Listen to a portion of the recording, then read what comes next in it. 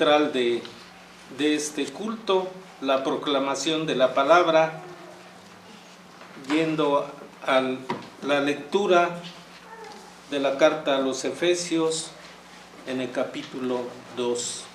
Lo vamos a leer completo.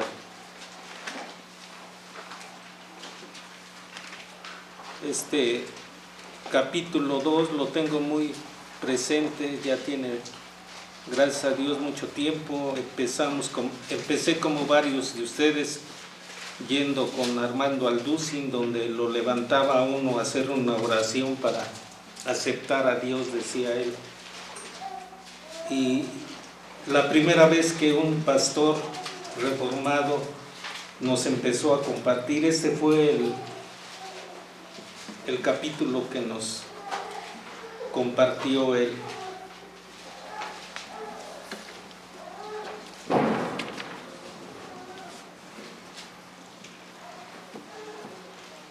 Nos ponemos de pie, hermanos, y vamos a leer como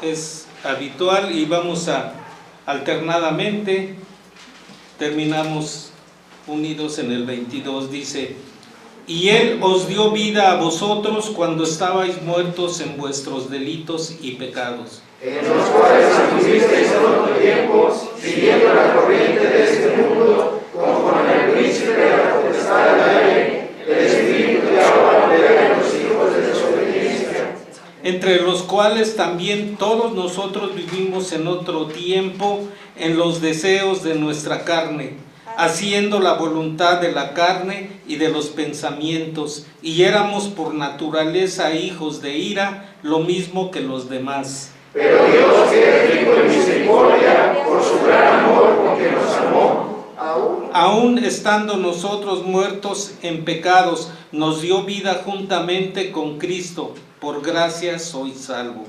Y juntamente con Él nos resucitó, y asimismo nos hizo sentar en los lugares celestiales con Cristo Jesús, para mostrar en los siglos venideros las abundantes riquezas de su gracia en su bondad para con nosotros en Cristo Jesús. Porque por gracia sois salvos por medio de la fe, y esto no de vosotros, pues es don de Dios. No por obras, para que nadie se gloríe. Porque somos hechura suya, creados en Cristo Jesús para buenas obras, las cuales Dios preparó de antemano para que anduviésemos en ellas.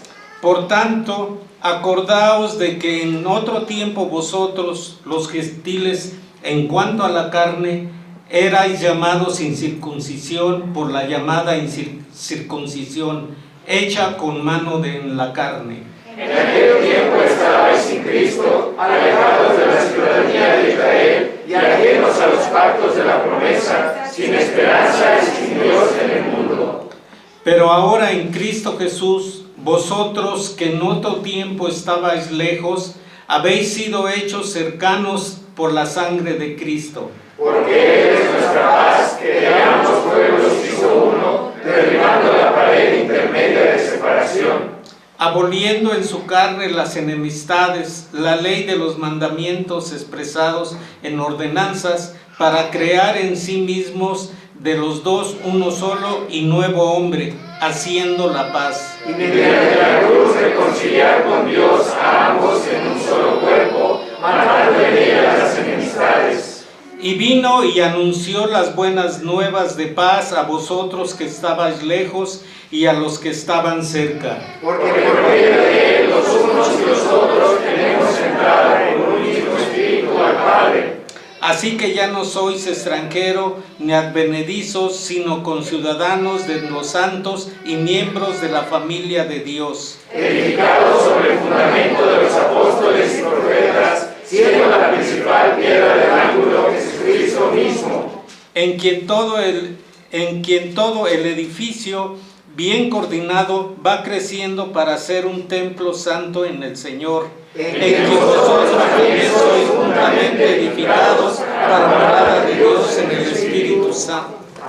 Amén. Entonamos la alabanza 123, yo quiero trabajar por el Señor. Dice el 222. Es el 2, sí. Perdón. Himno número 222, al servicio siempre estoy de mi Señor, de la 10ª parte, la Iglesia, su misión y servicio, compuesta por B.D. Ackley y traducida por Vicente Mendoza. A la cruz del 14. A la cruz del 14, ojo con los puntillos. 1, 2, 3.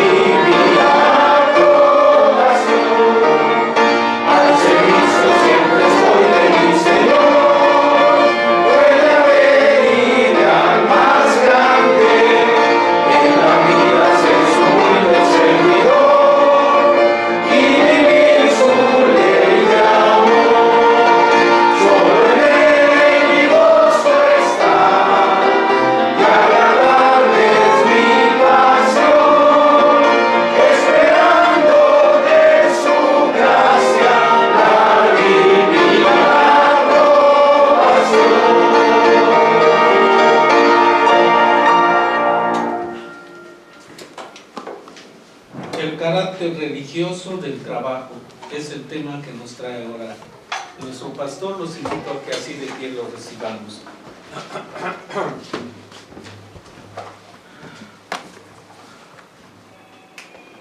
Así, hermanos, también les invito a abrir la escritura una vez más en el libro que hemos leído, Efesios. Hemos leído el capítulo 2. Vamos a leer otra porción de este mismo libro, un poquito más adelante, capítulo 4. Vamos a leer los versículos 17 al 32. Vamos a hacerlo alternadamente, nos unimos en la lectura del versículo 32.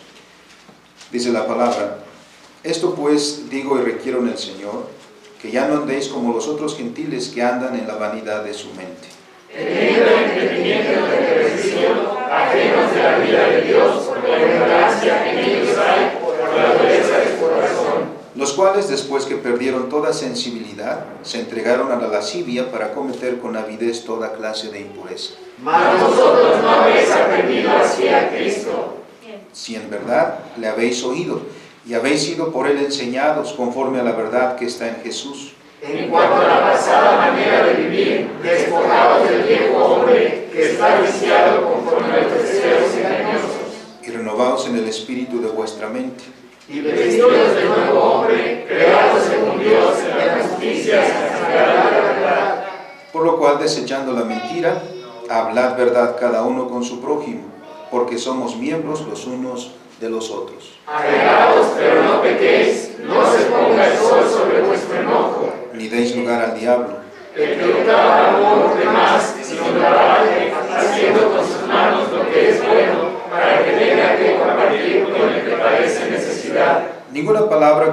mala salga de vuestra boca, sino la que sea buena para la necesaria edificación, a fin de dar gracia a los oyentes. Y no contristéis al Espíritu Santo de Dios, con el cual fuisteis sellados para el día de la redención. Quítese de vosotros toda amargura, enojo, ira, gritería y maledicencia, y toda malicia. Antes ser benignos unos con otros, misericordiosos, perdonándonos unos a otros, como Dios también nos perdonó a nosotros en Cristo. Amén. Amén. Oramos. Bendito Dios, cuya palabra acabamos de leer, palabra que ha sido dada, Señor, para nuestra instrucción. Ahora que la hemos leído, te rogamos, Padre, que nos des también entendimiento acerca de ella. Seamos prontos para oír y prontos también para hacer lo que tu voluntad, Señor, pide de nosotros. Te lo rogamos en Cristo nuestro Salvador. Amén. Tomamos nuestros lugares, hermanos.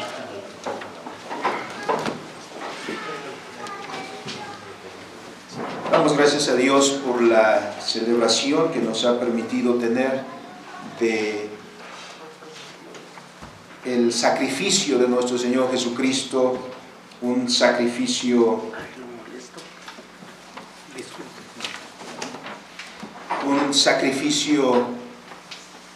de grandes alcances. Por eso mencionamos que el sacrificio de nuestro Señor Jesucristo es de alcances cósmicos. Después de estas celebraciones, y como lo hacen las Escrituras también, tenemos la meditación en la palabra de Dios sobre los alcances y efectos de esa obra tan maravillosa de nuestro Señor Jesucristo.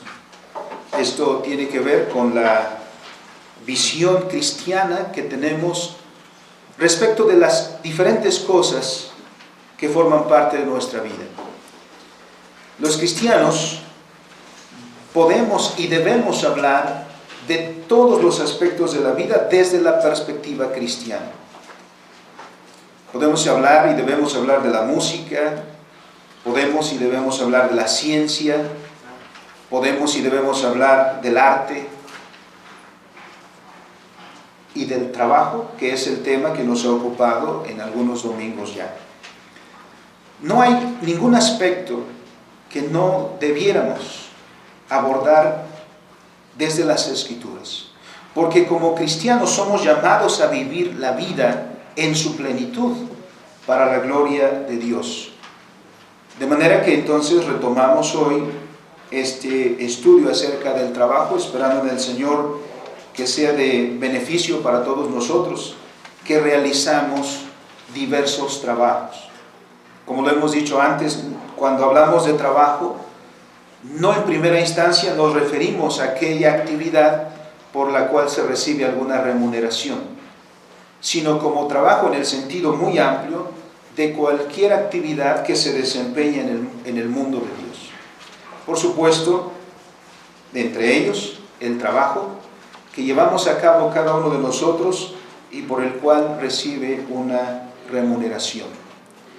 Pero el concepto es mucho más amplio desde las Escrituras. Hace algunos años ya estaba yo recordando apenas que hace algunos años en una iglesia me invitaron a impartir el tema de cosmovisión cristiana. En aquella ocasión y ante aquella congregación pregunté a los hermanos quién había hecho algo durante la semana para la gloria de Dios. Y nadie levantó la mano. Pasaron unos minutos y solo 2 hermanos levantaron su mano. Cuando les pregunté qué es lo que habían hecho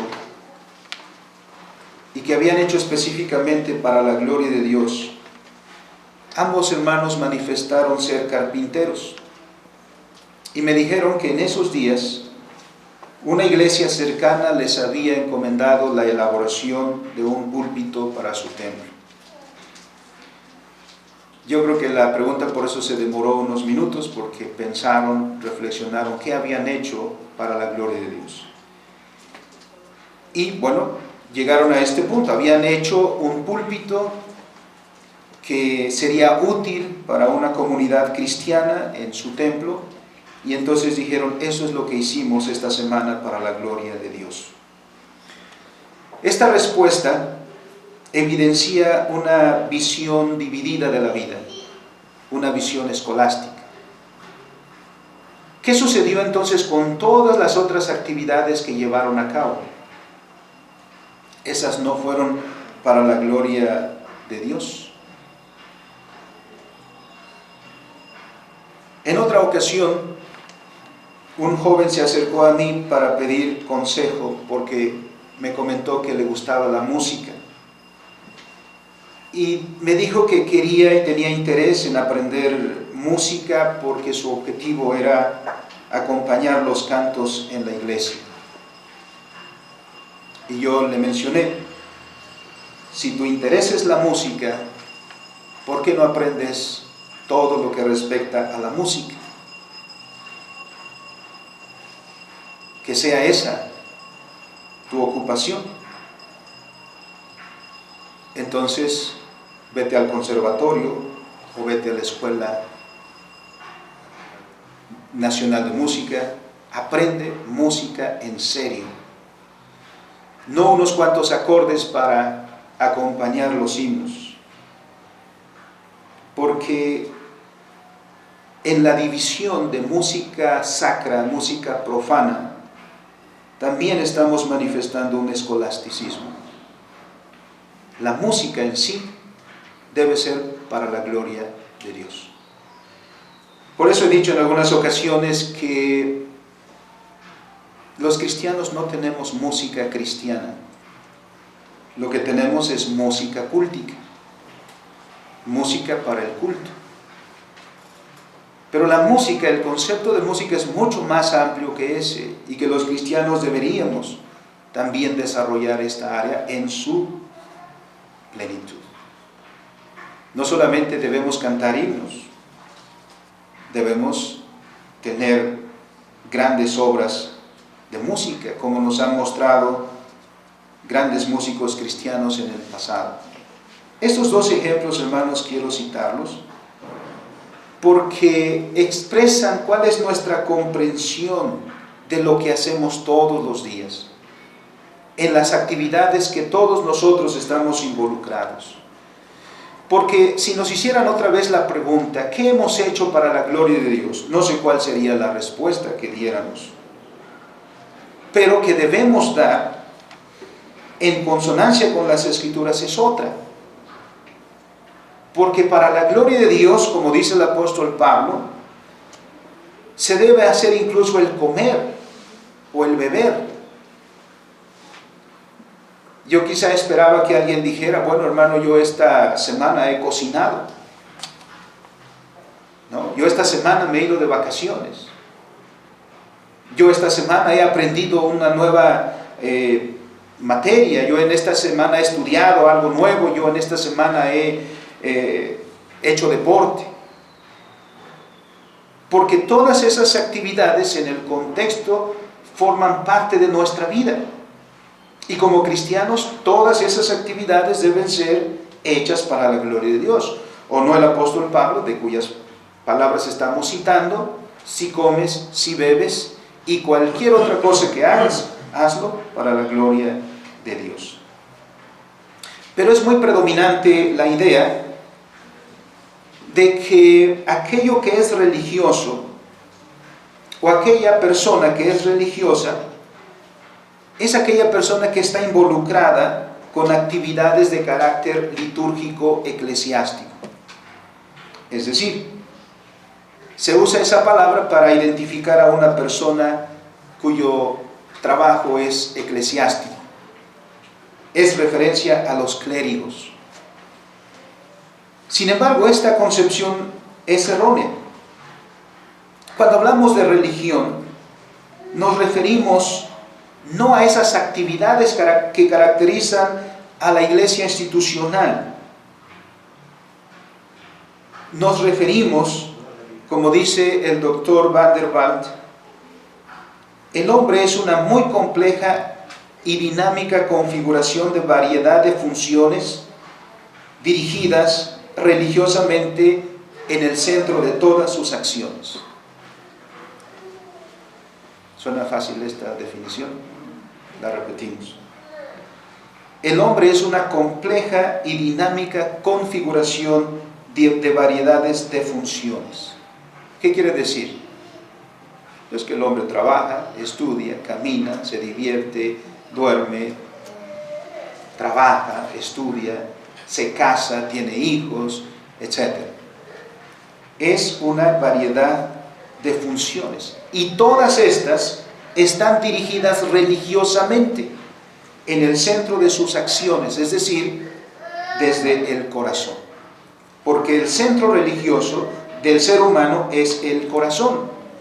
Y el corazón está comprometido preteóricamente, es decir, está comprometido por fe con Dios, el Dios verdadero, o con un ídolo. De manera que el ser humano es religioso. Esa es su naturaleza. No es religioso si va al templo, es religioso ya desde el punto que desde su corazón tiene una visión de la vida y en base a ese principio arregla todos los asuntos de su existencia. Como decía el hermano hace un momento, si se tatúa o no, proviene de una decisión religiosa. De la manera en que se viste, proviene de una decisión religiosa. Así que cada uno está expresando su religión en su vestir, en su hablar, en su trabajar y en todas las cosas que hace todos los días. Como dijera el apóstol Pablo cuando llegó a Atenas y vio aquella multitud deseosa de escucharle, lo primero que dice: varones atenienses, en todo observo que sois muy religiosos. Y no estaban en el templo y no estaban en un culto. Pablo estaba paseando por la ciudad. Así que, igualmente, al vernos a todos nosotros, podríamos decir lo mismo. Hermanos y hermanas, en todo observo que sois muy religiosos. Ahora la pregunta es, ¿y cuál es su religión? Evidentemente, confesamos con nuestros labios que es Cristo, pero a veces no somos consecuentes con eso, lo cual hemos mencionado en algunas ocasiones. Nuestro Señor Jesucristo, en Mateo 22:37, por ejemplo, hace referencia a este principio de que el corazón es el centro de la existencia y que desde el corazón emergen todas las cosas que realizamos en nuestra vida. Él dijo que el más grande mandamiento es este: amarás al Señor con todo tu corazón, con toda tu mente y con todas tus fuerzas. En otras palabras, con todo tu ser. El compromiso que nosotros tenemos con Dios es total, es radical,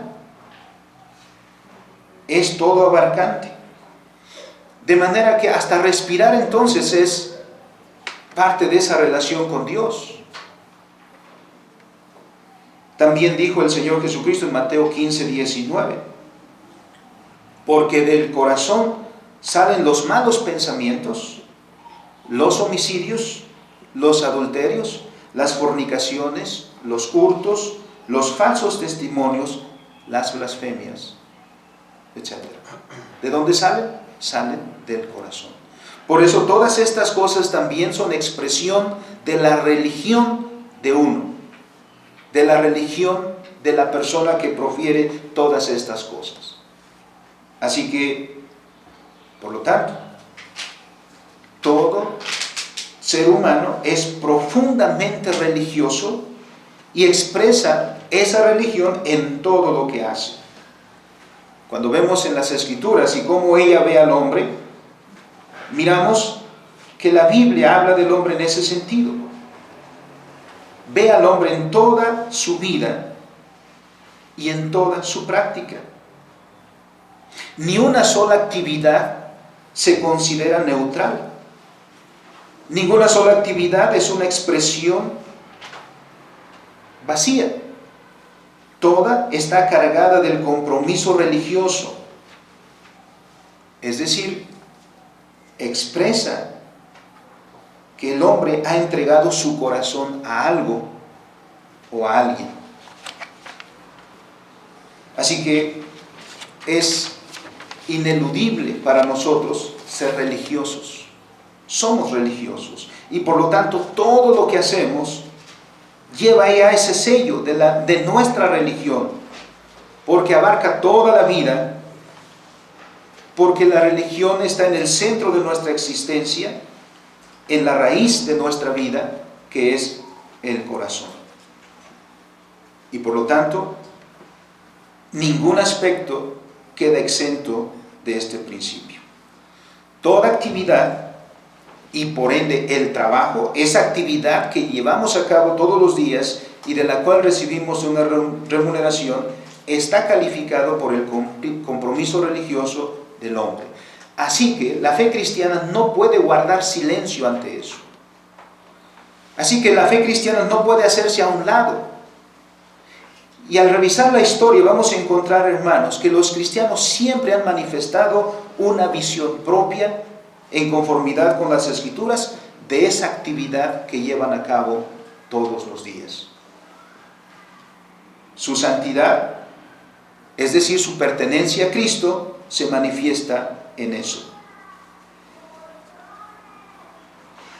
Veamos algo más de cerca en las Escrituras con respecto a este tema, el carácter religioso del trabajo.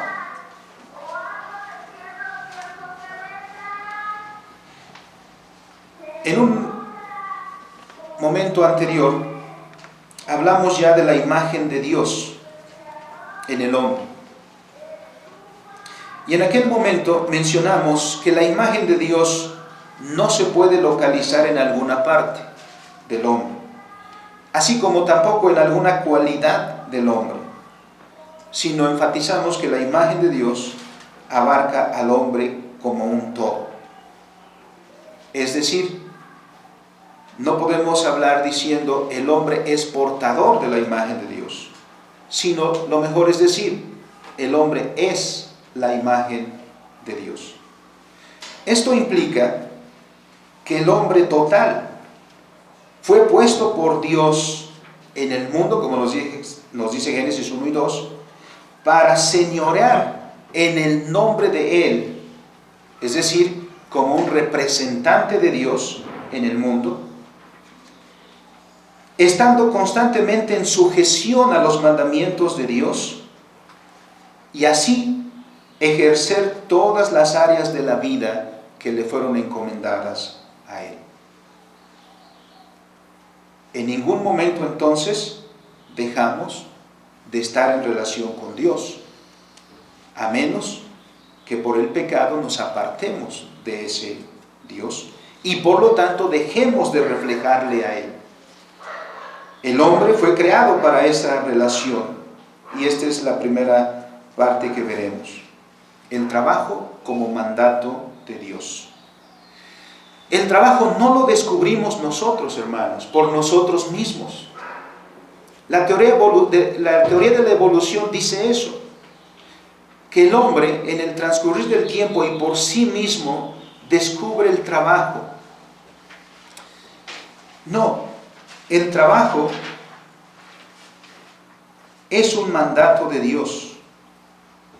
Cuando leemos las Escrituras, vemos que a Dios le interesa no solamente que nosotros le adoremos intermitentemente, señalando tiempos en algunos días, sino que Dios, que es el creador de todo,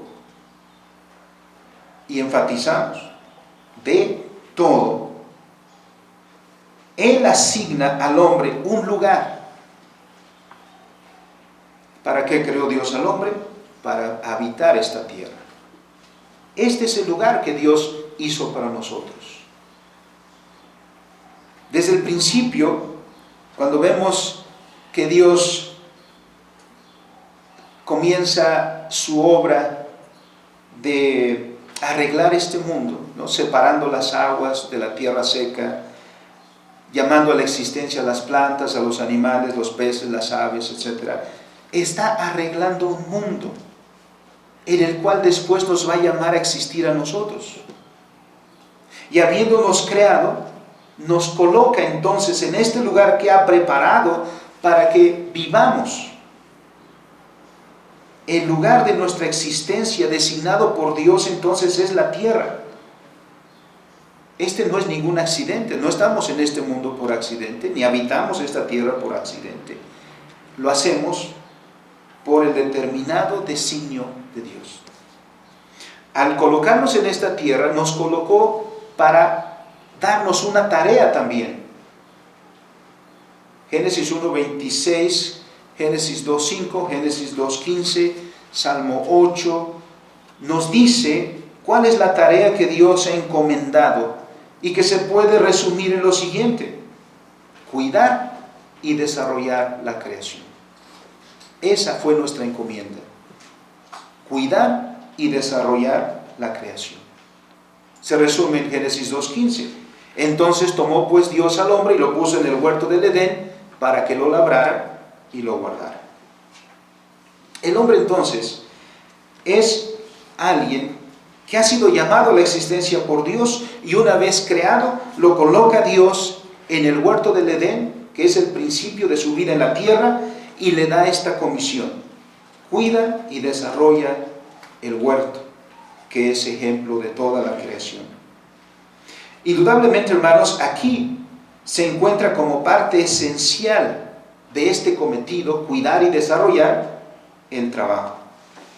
Así que el trabajo no se inventó por el hombre, ni tampoco, como veremos después, es una maldición a causa de la desobediencia. No, el trabajo es parte esencial de nuestra existencia.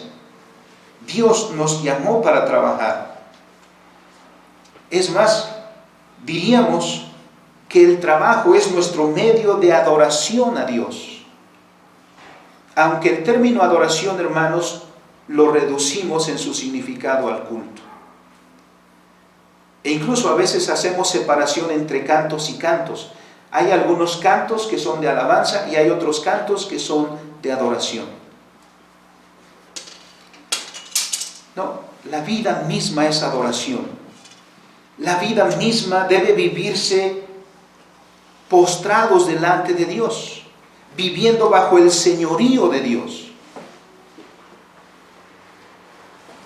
Proskineo, que es la palabra que se traduce como adoración, quiere decir postrarse, y postrarse delante de una autoridad.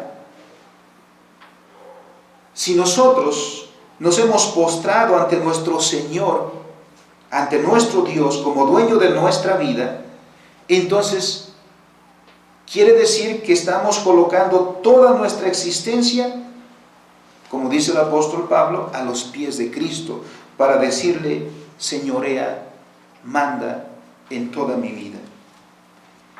Así, no tenemos entonces ni un aspecto, ni una parte, ni una porción de nuestra vida sobre la cual nuestro Dios no pueda ejercer sus derechos. Miren cómo lo dice Eclesiastés, capítulo 12, versículo 13, sobre cuál es el propósito de nuestra existencia. Al término de ese libro, el predicador llega a estas palabras diciendo: el propósito de todo este discurso, es decir, de todo este libro, de todos los 12 capítulos es llegar a este punto, a esta conclusión: teme a Jehová y guarda sus mandamientos. ¿Por qué? Porque este es el todo del hombre. Y los mandamientos de Dios tienen que ver con toda la vida, con toda nuestra existencia, incluyendo, por supuesto, nuestro trabajo.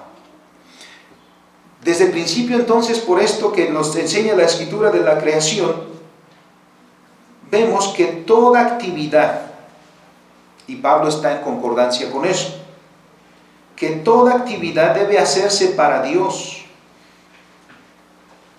Y dice en el capítulo 6 de Efesios, versículo 5 y los que siguen: como para Dios y no como para los hombres. Esto debe ser el sello de toda actividad nuestra, hermanos. Y esto nos lleva entonces a preguntarnos, cuando llevas a cabo tus tareas, hermano, hermana, joven, niño, cuando haces todas aquellas tareas que te ocupan diariamente, ¿cómo los haces? Cuando estudias, cuando juegas, cuando viajas o cuando descansas, ¿cómo lo haces? ¿Tienes presente que lo debes hacer para la gloria de Dios? Y que un trabajo que sea para la gloria de Dios implica que debe ser lo mejor, que debe ser con toda dedicación, que debe ser con todo el compromiso. Porque el trabajo no lo haces para ganarte unos pesos. Digamos que esa sería la tercera cosa del trabajo. Porque la primera es glorificar a Dios. Por eso dice, haz tu trabajo como para Dios.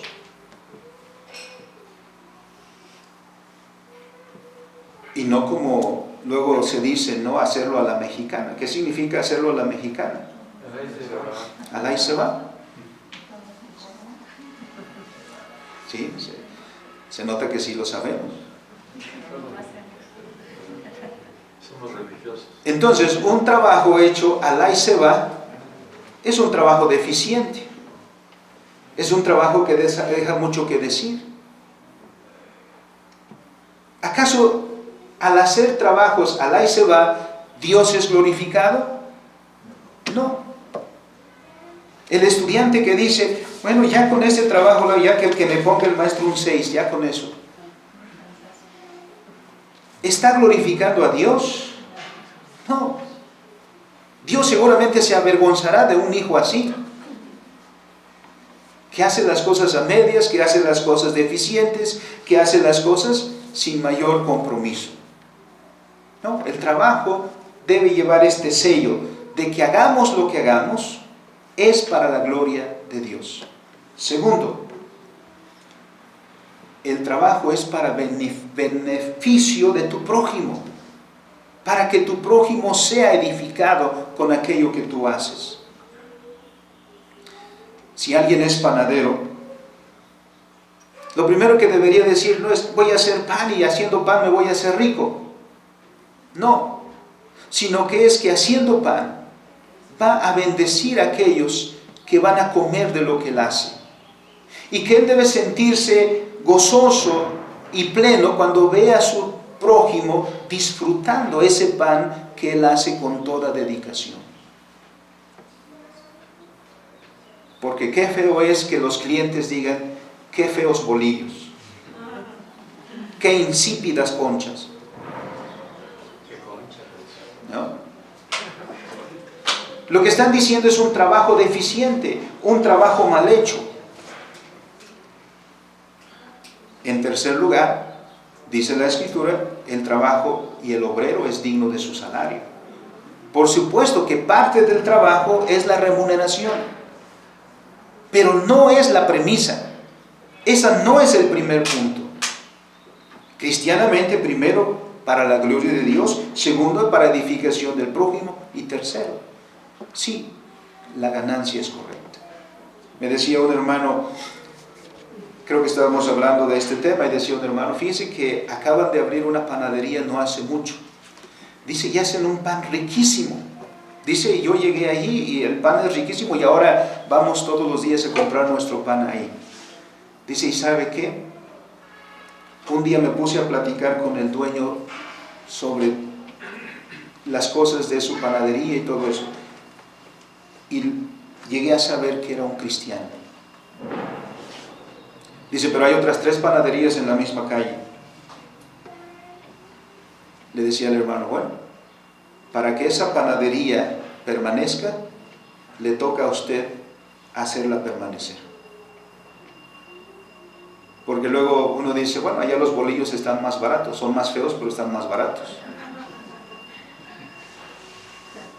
Es en donde el trabajo adolece de calidad. y nos conformamos con eso. No, los cristianos deberíamos hacer las cosas lo mejor posible, en todos los aspectos. Cualquier cosa el cristiano debería hacerlo lo mejor posible. ¿Por qué? Porque es para la gloria de Dios, porque es para mi prójimo. Y sí, es la remuneración que el Señor provee para ti, el sustento que Dios provee para ti y para los tuyos. ¿Por qué? Porque esa es la encomienda original de Dios para el hombre, el trabajo. Así que por eso el trabajo es religioso, porque es un mandato de Dios para el hombre. Sí, en segundo lugar, el trabajo se volvió una tarea pesada, pero no por el trabajo mismo, sino por el cambio religioso en el corazón del hombre. La perspectiva de muchas personas acerca del trabajo es que el trabajo viene como una consecuencia de la caída, que Dios nos castiga con el trabajo, que el trabajo es un castigo. Ya hemos visto que no es así. Dios no nos puso el trabajo como un castigo, sino como una bendición. ¿Por qué el trabajo se ha vuelto tan pesado? Por nuestra desobediencia. El trabajo no viene como consecuencia del pecado. Fuimos creados por Dios para cuidar, para desarrollar su creación. Y parte de esa tarea esencialmente es el trabajo. Lo que sí dice las Escrituras es que en razón de la caída del hombre, en razón del pecado, la vida del hombre se vuelve azarosa. Génesis capítulo 3, versículos 18 y 19, que es lo que nos dice.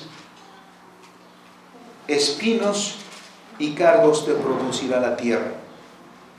Comerás plantas del campo, y con el sudor de tu rostro comerás el pan hasta que vuelvas a la tierra. Es decir, toda tu vida vas a ejercer tu trabajo con dolor, con tribulación, con esfuerzo.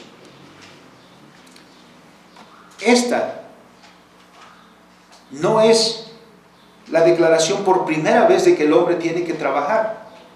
Que el hombre tiene que trabajar está mucho antes. Pero a causa del pecado, a causa de nuestra rebeldía para con Dios, es que viene esto: espinos y cardos te producirá la tierra. Y espinos y cardos, hermanos, surgen en todos los aspectos de nuestra vida. ¿Acaso un matrimonio debería estar en pleitos? No. Pero a causa del pecado, ¿qué es lo que experimentamos en el matrimonio? Espinos y cardos. ¿Acaso debería haber injusticia en las actividades que desarrollamos? Por ejemplo, el trabajo, la explotación por parte del patrón del trabajador, o del trabajador que hace como que trabaja. Espinos y cardos te producirá la tierra. Es a causa del pecado y no por la creación que el pecado se vuelve agobiante para el hombre. Con el sudor de tu rostro comerás y pan hasta que vuelvas a la tierra. El pecado no es la pérdida de algo en el hombre, sino el pecado es el cambio religioso, el cambio de dirección en la raíz religiosa del hombre, que es el corazón. El hombre caído imprime una dirección extraña a sus actividades de todos los días, empezando por aquella tentación que le presentó la serpiente. Puede ser como Dios. El hombre caído pasó entonces de ser alguien que gobierna a ser alguien que es oprimido. El hombre experimenta el distanciamiento entre él y su prójimo, y esto ha sido reemplazado de diversas maneras. El hombre reprime a la mujer como es un caso. ¿Qué es lo que dijo el Señor también? Como consecuencia de la caída, le dijo a Eva, tu deseo será para tu marido. No es que así haya sido al principio, es que a causa del pecado experimentamos esta distorsión de todas las actividades en nuestra vida. ¿Por qué? Porque olvidamos que es en primera instancia para la gloria de Dios, para nuestro prójimo y sí, para obtener justamente el sustento de nuestra vida. Cuando alteramos estos principios, entonces el hombre egoístamente busca su propio bien, incluso por el de sobre su prójimo. Tanto que si sucedió aquello que algunos niños que tenían cáncer solamente les pusieron agua, ¿qué corazón perverso hace eso? Hay pecado, hay una distorsión. Querer ahorrarse o ganar unos pesos a expensas de su prójimo es porque ha perdido la visión correcta del trabajo. Y el patrón que quiere explotar al trabajador, haciéndole laborar horarios extenuantes. ¿Ese es el orden de la creación? No. Ese es de alguien que quiere enriquecerse a costa de su prójimo, explotando a su prójimo, y llegamos a experimentar en la humanidad la esclavitud,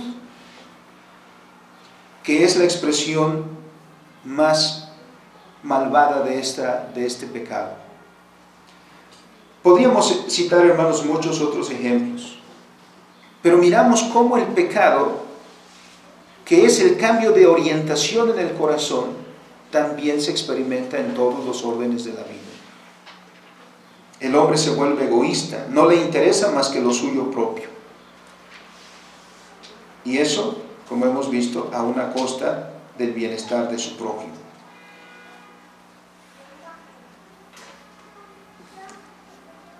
Por razón del tiempo vamos al tercer apartado que nos interesa como cristianos, que es la redención y el trabajo. La redención del hombre, de la cual hemos hablado, hermanos, en los días anteriores, con toda la obra de redención de nuestro Señor Jesucristo, no solo se concreta con asegurar al creyente un lugar en el cielo. La redención que obró nuestro Señor Jesucristo significa mucho más que eso. La redención en Cristo significa la recuperación del lugar original y de la tarea original que Dios le dio al hombre. La redención, pues, nos coloca otra vez, hermanos, en nuestra responsabilidad delante de Dios, delante de nuestro prójimo y delante del mundo. La obediencia que el hombre debe a Dios tiene que ver con la totalidad de la vida. La redención afecta cada aspecto de nuestra existencia. Sí, la redención no solamente es esa cuestión de yo ya acepté a Cristo, y como ya acepté a Cristo, el Señor ya me redimió, y cuando yo muera voy al cielo. No, la redención tiene efectos actuales, aquí mismo, ahora mismo, porque significa que tu vida toda ha sido restaurada a la relación con Dios. Y que así como al principio de la creación, el hombre cristiano ahora es llamado entonces a ocuparse de todas las tareas, las cuales deben ser para la gloria de Dios. En la carta a los Efesios y en otras cartas del apóstol Pablo, es constante la referencia que hace él a la nueva vida. Cuando el apóstol Pablo escribe a los cristianos de Éfeso, de Filipos, de Colosas, de Tesalónica, escribe constantemente diciendo, hermanos, debemos andar en nueva vida. Es la nueva vida la que debe caracterizar a todo aquel que ha sido reconciliado con Dios. Vamos a mirar algunos textos. 3 pasajes en realidad vamos a mirar. Efesios 2:10, que es muy conocido. miramos la relación que hay. Versículo 8. Porque por gracia sois salvos por medio de la fe, y esto no de vosotros, sino es un don de Dios. Primero. Segundo, versículo 9. No por obras para que nadie se gloríe. Ahora, ¿cuál es entonces la consecuencia de ser redimidos por la fe en Cristo Jesús? ¿Para qué? Dice el versículo 10, porque somos hechura suya, creados en Cristo Jesús para buenas obras, las cuales Dios preparó de antemano para que anduviésemos en ellas. Y yo sé, hermanos, que ya he recibido explicación de este versículo 10, particularmente de la palabra buenas obras. ¿Qué son buenas obras? Por la influencia del catolicismo romano y el escolasticismo, este texto llegó a ser interpretado como refiriéndose a obras de misericordia. Es decir, que las buenas obras son aquellas que hacemos, por ejemplo, ayudar al invidente a cruzar la calle, o ayudar al ancianito a cargar con sus bolsas que no puede con ellas. Y esas son las buenas obras. No, el apóstol Pablo aquí se está refiriendo a cualquier trabajo. ¿Qué es cualquier trabajo? Ser ingeniero, ser abogado, ser arquitecto, ser pastor. Cualquier actividad. Es en ese sentido que él está diciendo. Y entonces diciéndoles, haz lo que haces bueno. No al Aisabá.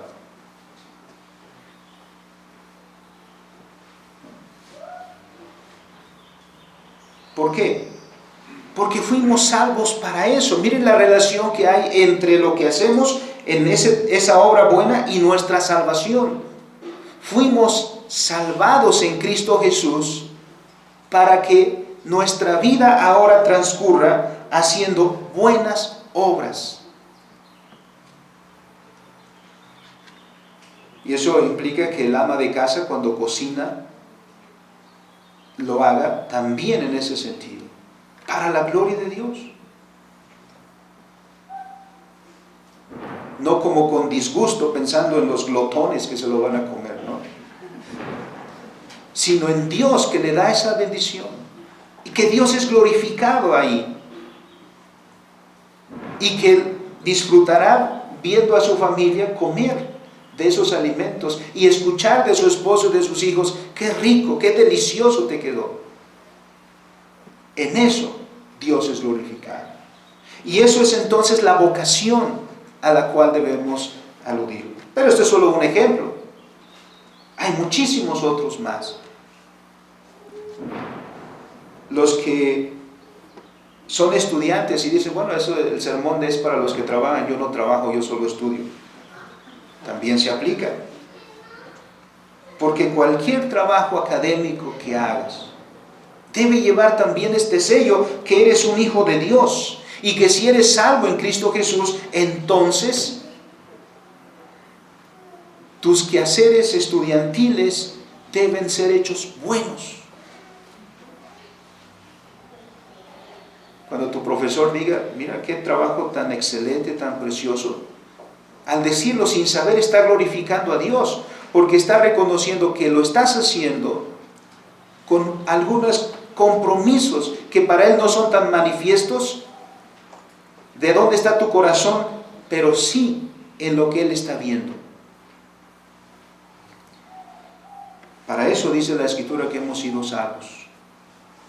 Pero además el apóstol Pablo nos dice en el capítulo 4 de este pasaje, versículos 17 al 32. Dice el apóstol, esto pues digo y requiero en el Señor, que ya no andéis como los otros gentiles, es decir, que ya no seas como los otros que no conocen a Cristo, porque tú eres alguien que conoce a Cristo. Entonces no andes, no vivas como los demás. ¿Y a qué se refiere? Versículo 20. Mas vosotros no habéis aprendido a Cristo así. Si en verdad le habéis oído y habéis sido por él enseñados conforme a la verdad que está en Jesús. En cuanto a la pasada manera de vivir, eso engloba todo, hermanos. En cuanto a la pasada manera de vivir, ¿qué dice el texto? Despójense del viejo hombre, que está viciado conforme a los deseos engañosos. Porque muchas personas, con el propósito de hacerse ricos, son capaces de descuidar la vida de sus semejantes. Recuerdo que hace algunos años en China se hablaba de una leche que hacía daño a los niños, porque el producto no era leche, aunque se vendía como leche, pero le ponían otras cosas ahí solo con el propósito de obtener una ganancia. Miramos el efecto que tiene eso. Ahora dice aquí el texto, en cuanto a la pasada manera de vivir, despojaos del viejo hombre. ¿Por qué? Dice el versículo 23, y renovaos en el espíritu de vuestra mente. ¿No? Hay una renovación en nosotros respecto de todas las cosas.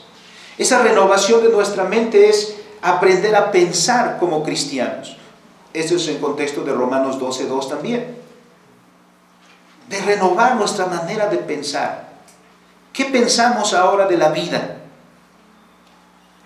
¿Qué pensamos ahora del trabajo? ¿Qué pensamos ahora de la ciencia? ¿Qué pensamos ahora del arte? ¿Qué pensamos ahora de todos los asuntos de la vida? Ya no pensamos como los otros gentiles. Tenemos un principio diferente, dice el texto, y vestidos del nuevo hombre, creados según Dios en justicia y santidad de la verdad, por lo cual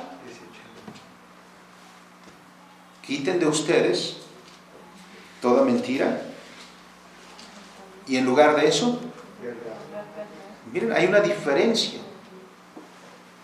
Hablad verdad, cada uno con su prójimo, porque somos miembros los unos de los otros. Airaos, pero no pequéis. Hasta cierto punto diríamos, enojarse no es pecado. Pero enojarse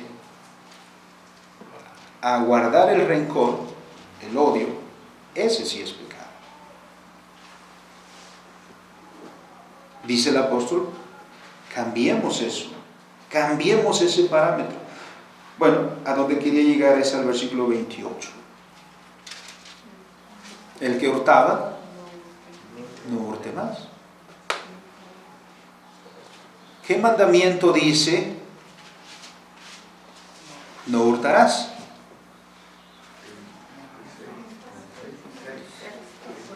Si estamos normados por la palabra de Dios, entonces dice, no hurtarás. Ahora, podemos llegar a reducir ese concepto de hurtar, ¿no? Con aquel que se sube a la combi y despoja a sus prójimos de las pertenencias que tienen. No, pero hay muchas formas de robar. Hay muchísimas formas de robar. El chismoso despoja a su prójimo de su honor, de su dignidad. El comerciante que le quita unos gramos al kilo está robando. No se da cuenta a su prójimo, pero está robando. El que hace un trabajo de mala calidad está robando. Cualquier trabajo que éste sea. El mandamiento entonces se aplica tan ampliamente que dice el Señor, en lugar de eso, trabaja. El correcto principio para el sustento de nuestra vida es el trabajo honesto. Es el trabajo justo. Que no signifique robarle a tu prójimo. Imagínense este cuadro, a veces no lo puedo entender, cómo alguien que acaba de asaltar a su prójimo está luego comiéndose una torta. Ese es un cuadro terrible, ¿no? Pero también el empresario que no le ha pagado su salario a sus obreros y él está en Polanco en un restaurante lujoso. Eso es injusto. Dice el texto, el principio correcto del sustento de tu vida es el trabajo justo. Y el libro de Proverbios tiene muchos pasajes que nos enseñan al respecto. El tercer pasaje, hermanos, es 1 Tesalonicenses capítulo 4, donde también el apóstol Pablo hace referencia a esto.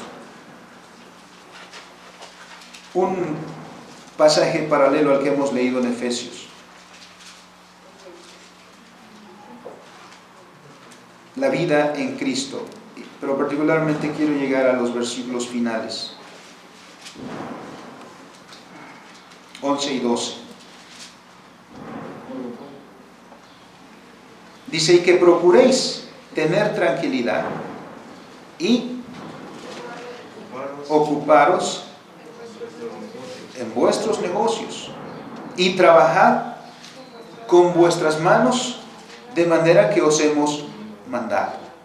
Es decir, el trabajo, pues, es una de las tareas que nosotros debemos hacer delante de Dios, porque es parte también de nuestra redención. El Señor nos redimió y como redimidos dice, trabaja. La redención es un sello que también debe llevar lo que tú haces.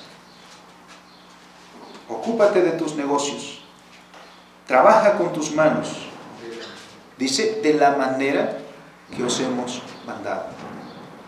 En el mundo en el que este pasaje se escribió, el trabajo manual era mal visto. Y Pablo, enseñando a los creyentes y estimando el trabajo y el valor del trabajo, el apóstol Pablo mismo, ¿se acuerdan qué trabajo desempeñaba? Fabricaba tiendas con sus manos, dándole al trabajo manual un valor también importante.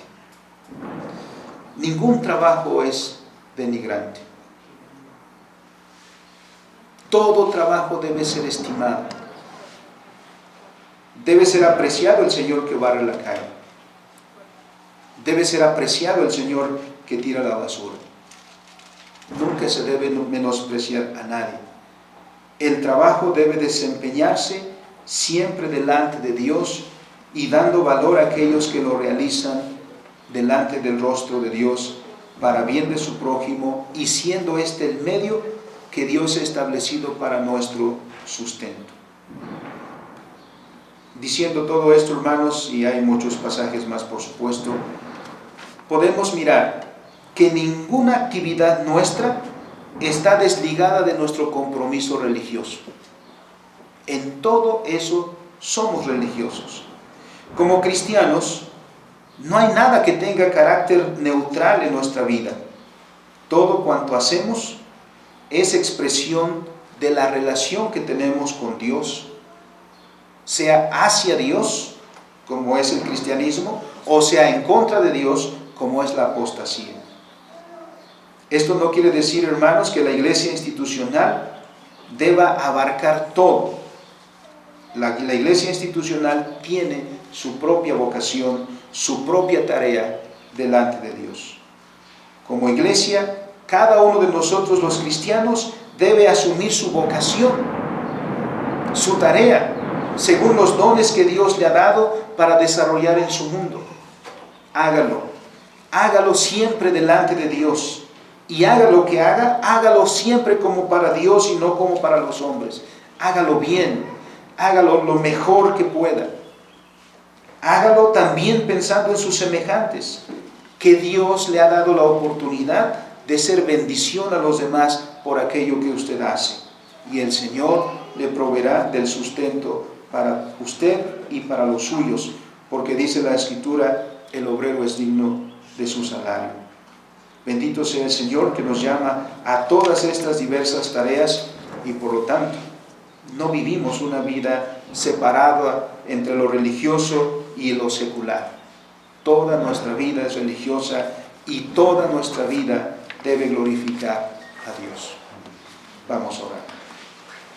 Bendito y soberano Dios, nos has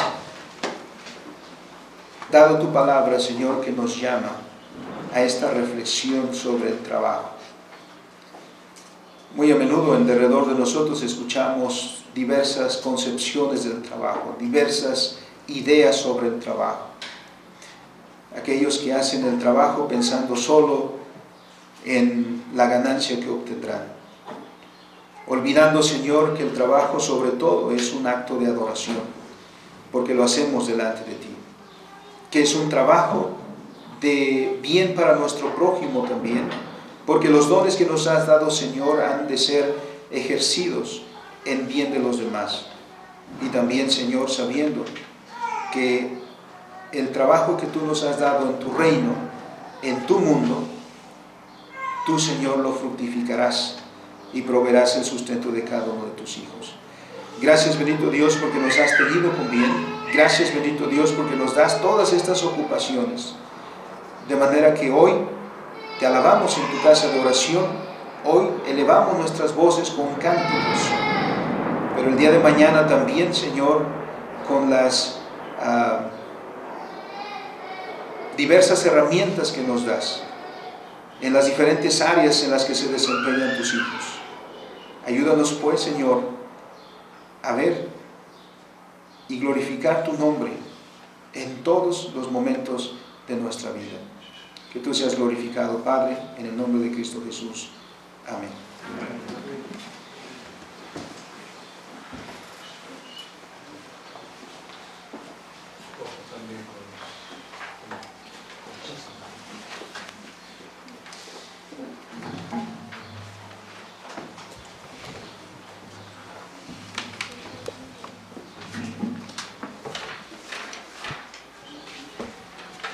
Gracias a Dios por su palabra.